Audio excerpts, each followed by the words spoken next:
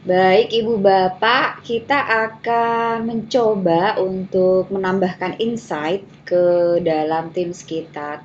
Kita tambahkan melalui tab aplikasi ya. Kita pastikan kita sudah ada di channel general, kemudian kita klik tab add a tab. Kemudian kita search di sana, akan keluar di sana Insight. Bapak pilih yang ini ya. Insight itu sendiri merupakan aplikasi untuk membantu kita sebagai guru untuk melihat segala aktivitas anak di kelas kita. Jadi ini nanti harus ditambahkan di tiap kelas yang Ibu Bapak miliki. Kita klik ya Ibu Bapak. Oke, baik. Kemudian kita uncheck yang ini. Uncheck pause to the channel about this tab. Kemudian kita klik save. Nah, Ibu Bapak akan melihat ada 5 kategori di sini. Yang pertama digital activity, kemudian average grade, kemudian ada on time assignment, ada average time for feedback, dan communication activity.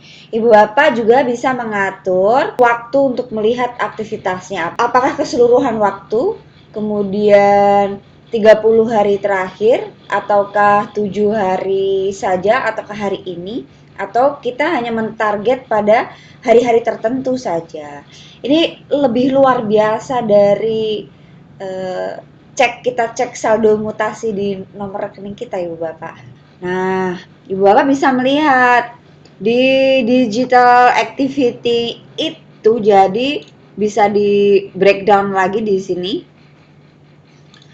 Kita bisa lihat aktivitasnya dia. Kalau keseluruhan seluruh anak-anak kita tuh 97% mereka ada.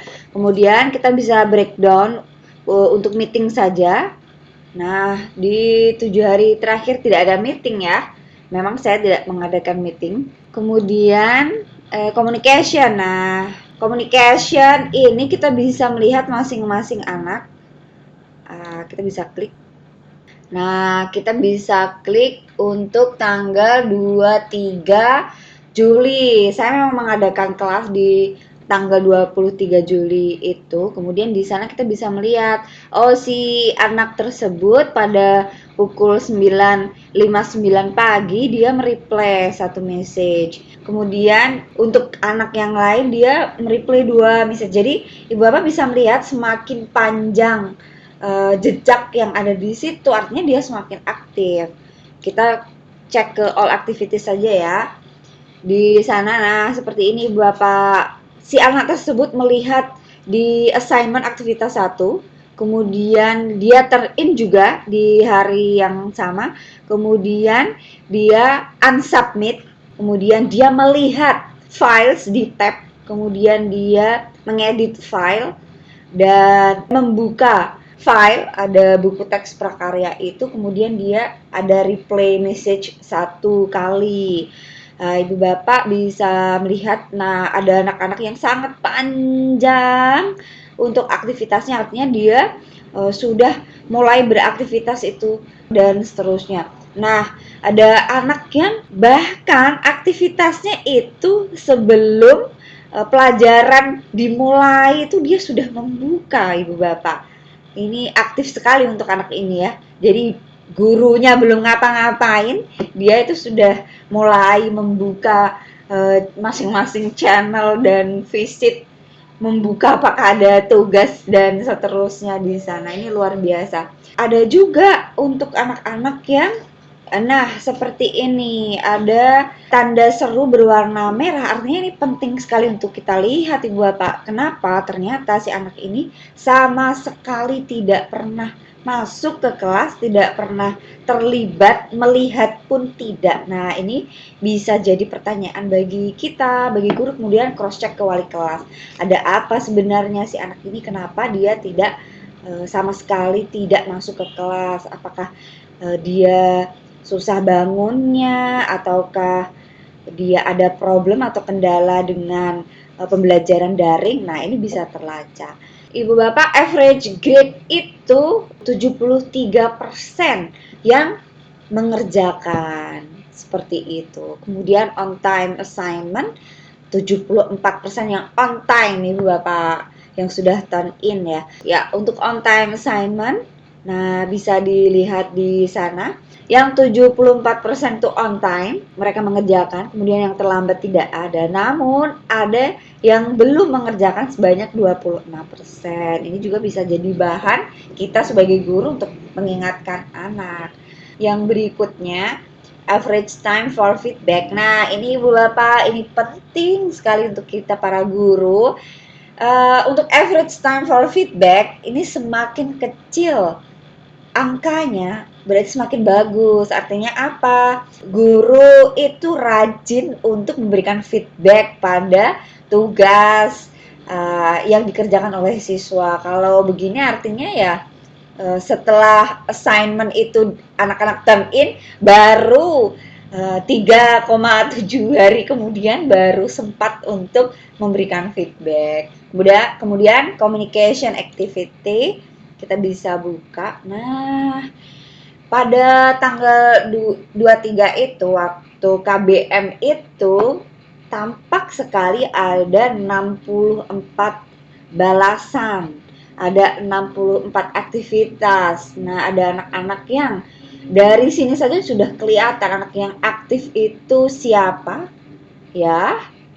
Kemudian yang tidak membalas sama sekali, tidak ada replay, ada beberapa anak juga. Ini juga tidak hanya melihat keseluruhan siswa. Misalkan kita akan akan mencari salah satu siswa di sini ya. Oke. Nah, pada tanggal 23 itu dia no data Ibu Bapak. Tidak ada data. Dia juga termasuk sebagai anak yang missing tadi ya. Nah, di sini sudah terlihat seperti itu. Jadi dari masing-masing kategori itu juga bisa diatur, dilihat. Misalnya kalau average grade tadi, kalau assignment-nya sudah banyak ya, kita bisa melihat assignment yang keberapa. Jadi kita bisa melihat. Kita bisa lihat di communication activity itu ada beberapa channel, kita bisa cek semua all channel, tapi kalau kita menginginkan melihat di beberapa channel, misalkan general begini ya. Nah, Ibu Bapak akan melihat di channel general itu tidak ada aktivitas. Kenapa? Karena saya memang mengatur channel general itu hanya owner saja yang bisa posting dan bisa replay begitu. Kemudian kita bisa lihat di sini untuk channel KBM Juli 2020. Nah, di sana ada banyak sekali karena memang channel itu saya atur agar bisa di replay segala postingan yang saya berikan, bahkan mereka juga bisa posting begitu. Ibu Bapak, sekarang kita akan lanjut ke ekspor data yang kita punyai tadi, seluruh aktivitas yang dipunyai oleh anak yang ada di kelas kita tadi ke Excel. Kita klik export to Excel. Ibu Bapak tinggal membuka saja untuk file kelas data. Seperti ini Ibu Bapak. Nah, di sana Ibu Bapak bisa melihat segala aktivitas yang ada. Itu digital activity. Kemudian summary all time-nya. Ini ada grade-nya yang didapat. Kemudian on time assignment-nya. Kalau 1 artinya on time, kalau 0 artinya dia missing. Ini ada number of on time assignment, ada number of late assignment, kemudian ada average weekly conversation activity, rata-rata untuk melakukan aktivitas percakapan di dalam kelas tersebut seberapa. Di sini ada, kemudian ada assignment. Nah, di situ tampak lengkap sekali Ibu Bapak. Kemudian ada communication. Jadi untuk apps Insight ini sangat membantu guru, dan bahkan kalau kita pakai apps Insight ini kita jadi tidak perlu lagi untuk bikin form daftar hadir, tidak perlu membuat quick poll tiap kali pertemuan seperti itu. Semuanya sudah lengkap datanya. Itu saja Ibu Bapak, mudah-mudahan membantu.